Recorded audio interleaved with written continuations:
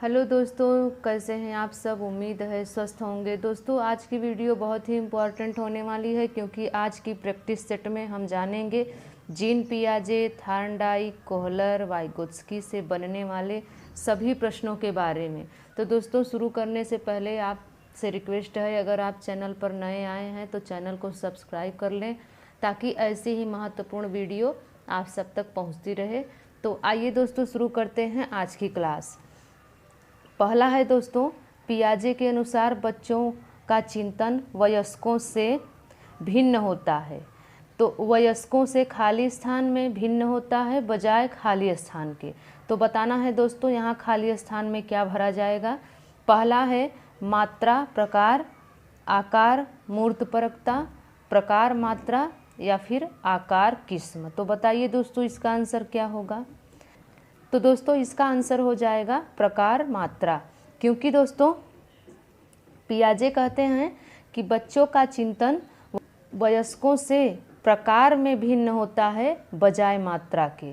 दोस्तों इसका अर्थ ऐसे समझ सकते हैं कि जब छोटा बच्चा रहता है तो वो मूर्त चिंतन करता है, लेकिन जब कोई बड़ा बच्चा रहता है तो मूर्त अमूर्त दोनों चिंतन करता है। तो मात्रा सेम है, जितना सोचता है बच्चा अपने खेलने के बारे में जो छोटा रहता है, उतना ही बड़ा बच्चा सोचता है अपने पढ़ाई के बारे में। जैसे कि जितना ही अपने काम के बारे में माता पिता सोचते हैं, उतना ही बच्चा अपने खिलौने के बारे में सोचता है। तो प्रकार तो भिन्न है लेकिन मात्रा सेम होता है, यही इसका कहने का आशय है।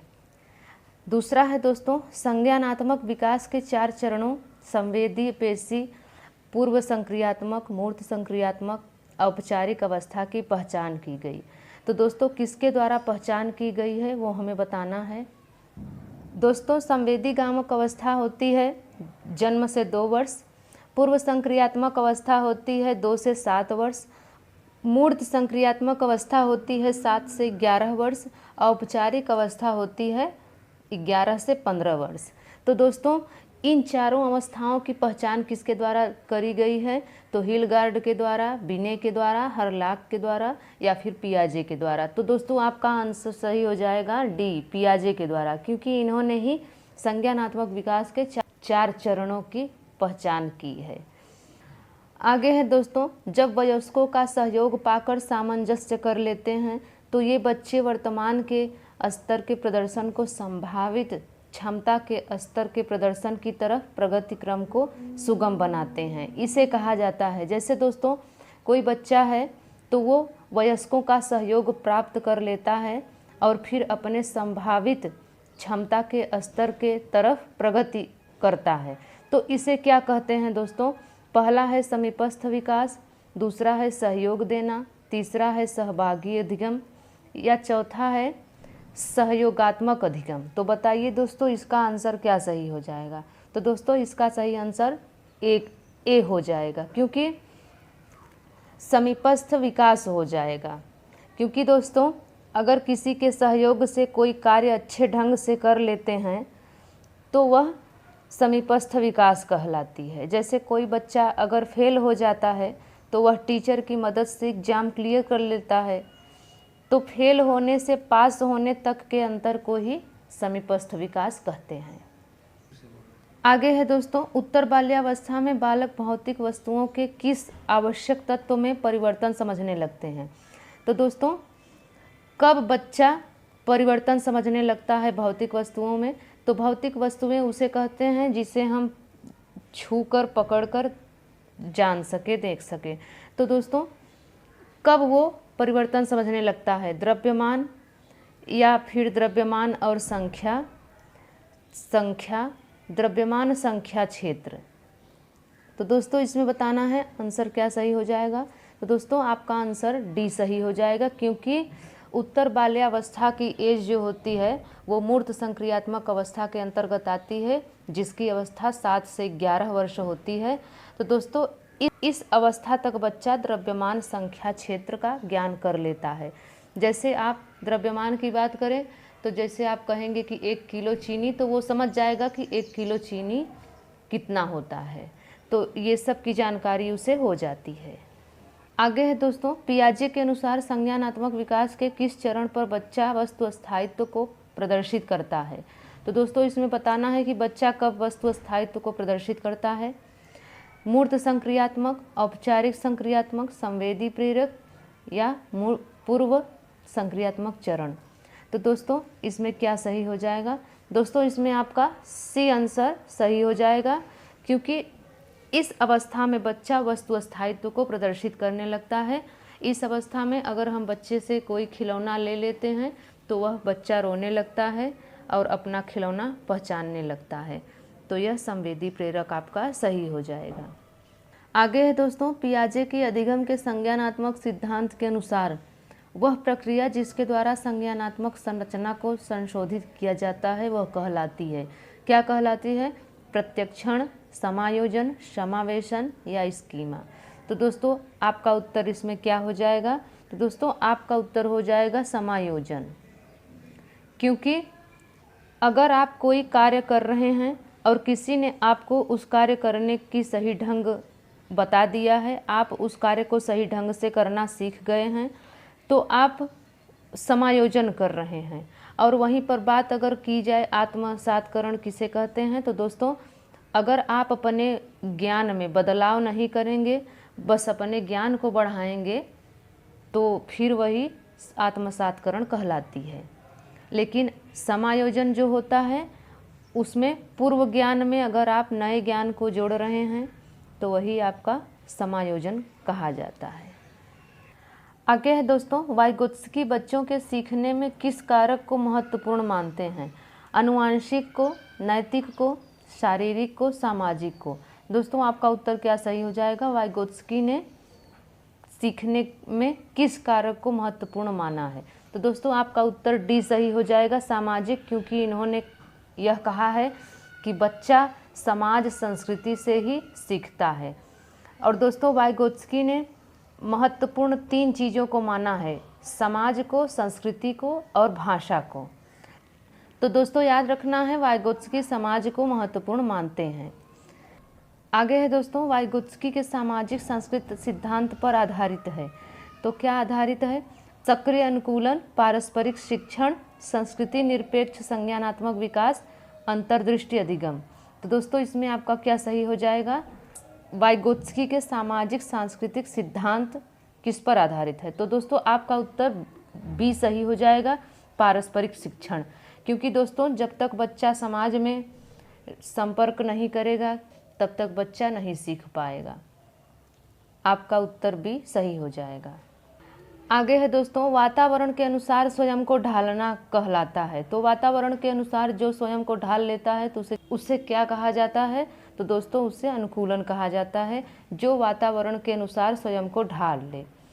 आगे है दोस्तों, धीमी गति से सीखने वाले बालकों के लिए सबसे उपयोगी सिद्धांत है। तो किसका सिद्धांत है? तो याद रखिए, थार्नडाइक का सिद्धांत है सबसे धीमी गति से सीखने वाले बालकों के लिए उपयोगी। आगे है दोस्तों, चिंपैंजी पर प्रयोग किसके द्वारा किया गया? तो दोस्तों चिंपैंजी पर प्रयोग कोहलर के द्वारा किया गया, इसको याद रखना है। आगे है दोस्तों, सूझ के सिद्धांत को कला, संगीत व साहित्य में उपयोगी किसने बताया है?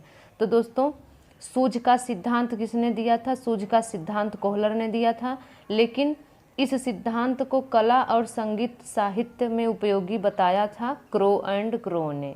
ये आपको याद रखना है। आगे है दोस्तों, ब्रेल लिपि से पढ़ाना चाहिए। तो ब्रेल लिपि से कौन पढ़ते हैं? तो अंधे बालक जो होते हैं, दृष्टिबाधित बालक जो होते हैं, वही ब्रेल लिपि से पढ़ते हैं। आगे है दोस्तों, शिक्षा मनोविज्ञान के जनक माने जाते हैं। तो शिक्षा मनोविज्ञान के जनक थार्नडाइक माने जाते हैं, ये आपको याद रखना है।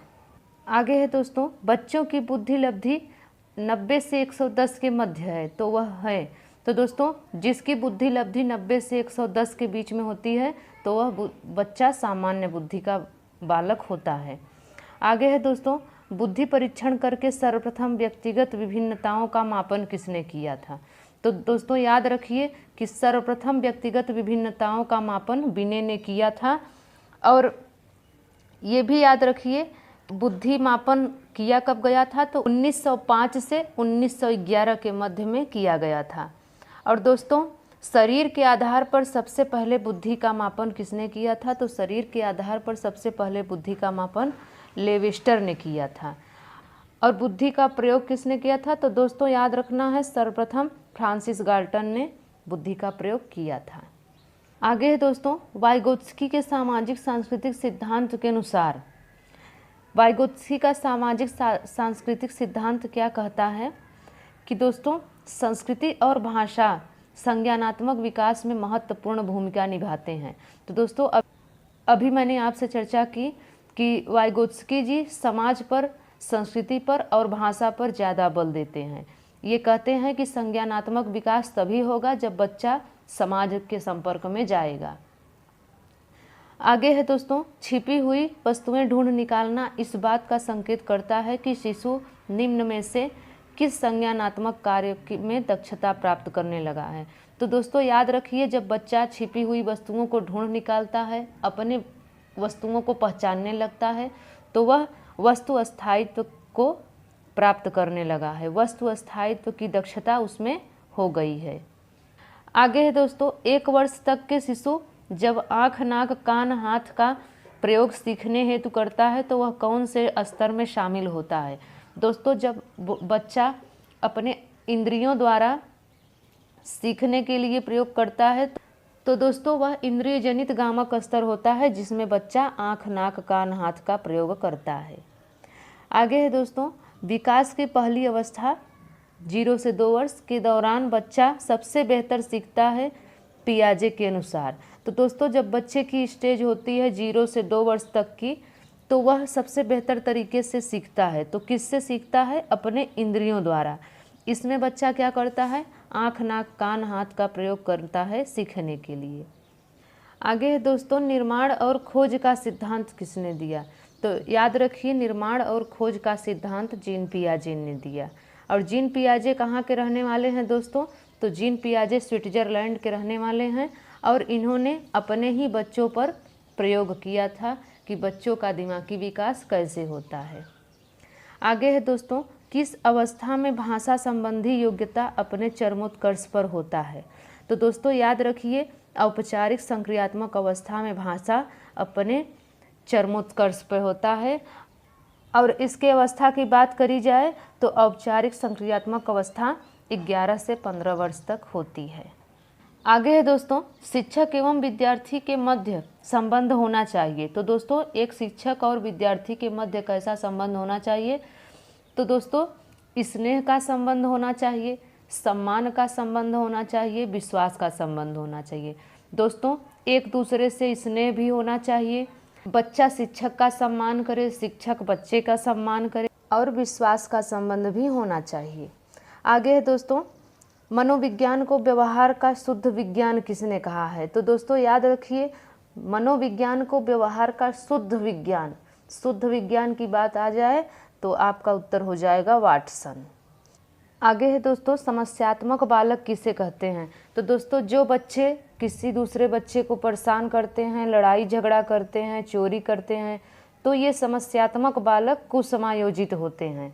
तो आपका उत्तर हो जाएगा कुसमायोजित। आगे है दोस्तों, बालक का विकास परिणाम है। तो बालक का विकास किसका परिणाम है?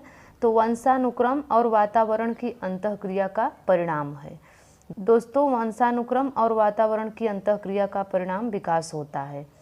आगे है दोस्तों, शिक्षा मनोविज्ञान शैक्षिक परिस्थितियों में मानव व्यवहार का अध्ययन करता है, यह किसने कहा है?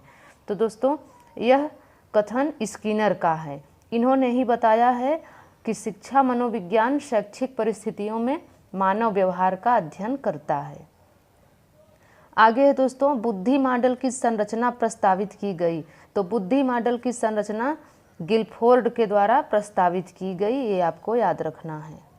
आगे है दोस्तों, मनोविज्ञान को मन का विज्ञान कहा था। तो किसने मनोविज्ञान को मन का विज्ञान कहा था? तो पेस्टोलॉजी ने मनोविज्ञान को मन का विज्ञान कहा था। और आत्मा का विज्ञान किसने कहा था? तो दोस्तों याद रखिए, आत्मा का विज्ञान अरस्तू ने कहा था। आगे है दोस्तों, शारीरिक विकास का क्षेत्र है। तो दोस्तों याद रखिए, शारीरिक विकास का क्षेत्र स्नायुमंडल है। आगे है दोस्तों, शरीर के आकार में वृद्धि होती है, क्योंकि दोस्तों याद रखिए शरीर का आकार हमेशा नहीं बढ़ता है, वह एक निश्चित समय पर रुक जाता है। तो इसलिए शारीरिक एवं गत्यात्मक विकास होता है। आगे है दोस्तों, शिक्षा के क्षेत्र में व्यवहारवादियों का सबसे बड़ा योगदान है। तो दोस्तों शिक्षा के क्षेत्र में व्यवहारवादियों का सबसे बड़ा योगदान वस्तुनिष्ठता पर है, ये आपको याद रखना है। आगे है दोस्तों, विकास शुरू होता है। तो विकास कब शुरू हो जाता है? तो प्रसव पूर्व अवस्था से ही विकास शुरू हो जाता है। जब बच्चा माँ के पेट में रहता है तभी से उसका विकास शुरू हो जाता है। आगे है दोस्तों, कक्षा में विद्यार्थियों की रुचि बनाए रखने के लिए एक शिक्षक को क्या करना चाहिए? तो दोस्तों अगर कक्षा में रुचि बनाना है तो अध्यापक को प्रश्न पूछना चाहिए, प्रश्नों के माध्यम से बच्चों को सिखाना चाहिए। तो इस तरह से कक्षा में रुचि बनी रहती है। आगे है दोस्तों, आदतें होती हैं। तो आदतें क्या होती हैं? आदतें अर्जित होती हैं। अर्जित का अर्थ होता है कि हम यूं ही ग्रहण कर लेते हैं। तो अगर जैसा वातावरण रहता है वैसा बच्चा सीखता है, वैसा बच्चा अर्जित करता है। अच्छा वातावरण रहेगा तो बच्चा अच्छी बातें सीखेगा, अगर खराब वातावरण रहेगा तो वो खराब आदतों को सीखता है। आगे है दोस्तों, डर्टी एज की एक प्रमुख विशेषता होती है।